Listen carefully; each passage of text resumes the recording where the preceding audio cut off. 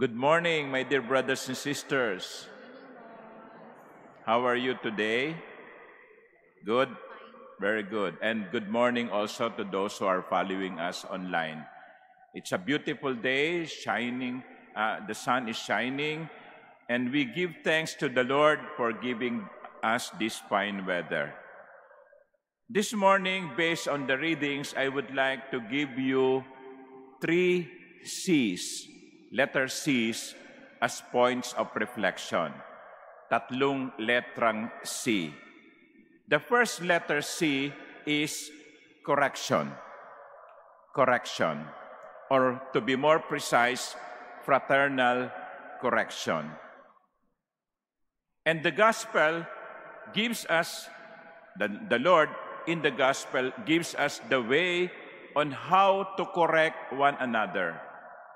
He said, if your brother sins against you or commits mistakes, the Lord said, go and talk to him, between him and you alone. Mag-usap kayo ng masinsinan, kayo lang. Huwag mo ibandera sa Facebook. Kasi kuminsan ganyan ang ginagawa natin eh. Pag may nakita tayong mali sa ating kapwa, magpaparinig tayo sa Facebook. Ano natulong nun? Wala.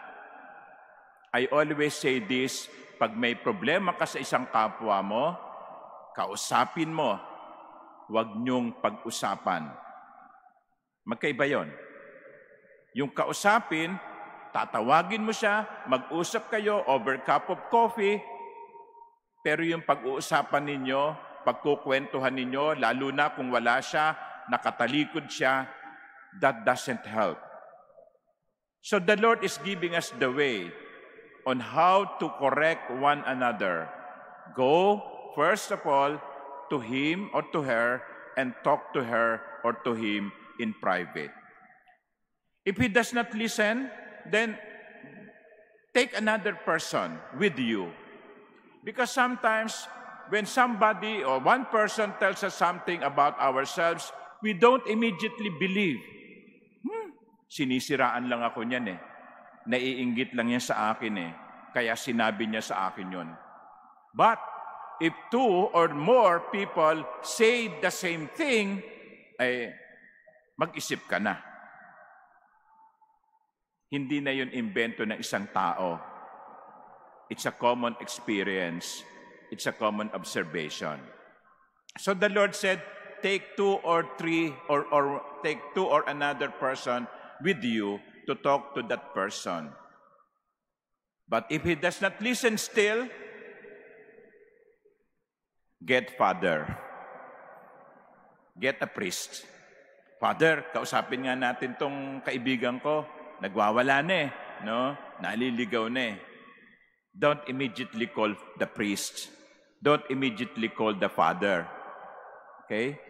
At certain point, after you have done everything and he does not listen, well, get rid of him. Get rid of him, not because you want him to continue doing wrong, but make him realize, no? Make him realize that you are on the wrong side. Huwag nating konsintihin ang pagkakamali ng ibang tao. Huwag nating pabayaang maligaw ang isang tao dahil lamang sa ayaw nating makialam. Yan eh. Yan ang problema eh. Ayokong makialam dyan. Problema niya yan. No? Basta ako, tahimik lang ako dito. No. The first C is correction. But why we are doing this? Why are we correcting persons? Why are we correcting our friends? That is the second C, and that is community. Community. We belong to the same community. We are responsible for one another, just as what we have heard in the first reading. In the first reading, the Lord said to the prophet, you, Son of Man, I have appointed you watchman for the house of Israel. I am giving you authority to oversee. You will be responsible to me over him. Why are we correcting others? Because we belong to the same community. We belong to the same body.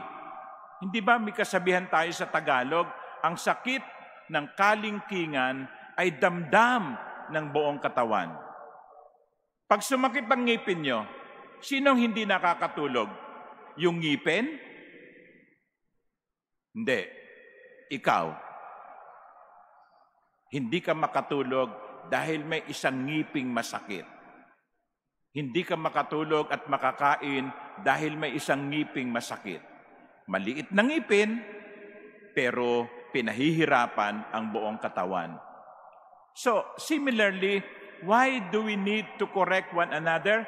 Because somehow his error, his mistake will affect us, the body of Christ, the community of Christ. Kung naiskandalo ang isang pari,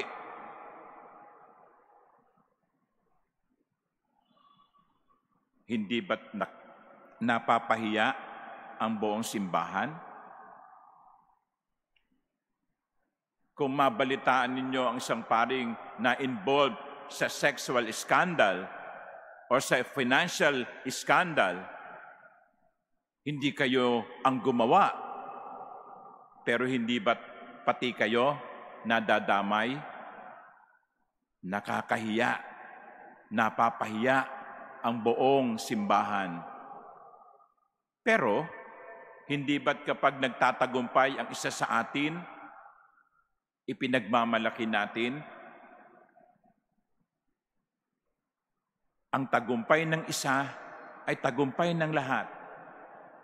Ang kasamaan ng isa ay may bunga sa lahat. Why? Because we are one body of Christ. I will correct you because you belong to the same body of Christ where I belong. I will guide you because you belong to the same body of Christ where I belong. Kapag ang isang bahagi ng katawan ay nasasaktan, nasusugatan, ang buong katawan ay naaapektuhan. Kaya nga tingnan nyo, kapag ang puso ay huminto ng pagtibok, ang buong katawan ang inililibing. Hindi naman pwedeng sabihin ng baga, teka muna, bakit pati ako kasama dyan? Puso lang naman ang hindi tumibok no? Hindi pwedeng magreklamo ang atay, no? Kahit siya'y malusog, no? At sasabihin, teka muna, bakit kasama ako ililibing? Yung puso lang naman ang huminto ng pagtibok Hindi. Huminto ang pagtibok ng puso, ang buong katawan ang ililibing. Huminto ang paggana ng atay, ang buong katawan ang ililibing. Ang tagumpay ng isa ay tagumpay ng lahat. Ang damdamin o karamdaman ng isa ay karamdaman ng lahat. Why do we correct others? Because we belong to the same community. But whenever we correct for the purpose or for the sake of the community, we must always do it, third C, like Christ, with love. With love. Hindi ba yun ang narinig natin sa pangalawang pagbasa? You shall love your neighbor as yourself. Love does no evil to the neighbor. So kapag nagko-correct kayo, ang motivation ay hindi inggit. Ang motivation ay hindi galit. Ang motivation ay hindi para manglamang. Kasi it is possible that we can correct another person with evil motive, with malicious motive, with envious motive. Pwede yun, nangyayari yun. kinokorek mo siya para pakita mo sa kanyang tanga siya. Kinokorek mo siya para ipakita mo sa kanyang mas magaling ka sa kanya. Mali yun. Kung iwawasto mo ang iyong kapwa, iwasto mo ito dahil sa pag-ibig. Sa pag-ibig na kagaya ng ipinakita ni Kristo. Hindi ba? Kapag ang Panginoon ay nagsasalita ng mga masasakit na salita sa mga Pariseo at Eskriba, He was not doing it. No, He was not doing it out of anger or hatred. He was doing it out of love, that they may realize their mistakes. My dear sisters and brothers, when we correct one another, make sure that we do it out of love. And we will never go wrong. If it is motivated by love, we are doing the right thing. Correction, community, Christocentric, charity. In this Mass, let us pray that we may have the humility to accept corrections. Kasi minsan ang yabang natin no? Kinokorek na tayo, nagmamatigas pa tayo. May we have the humility to accept correction, but we may also have the charity to correct others properly. Amen.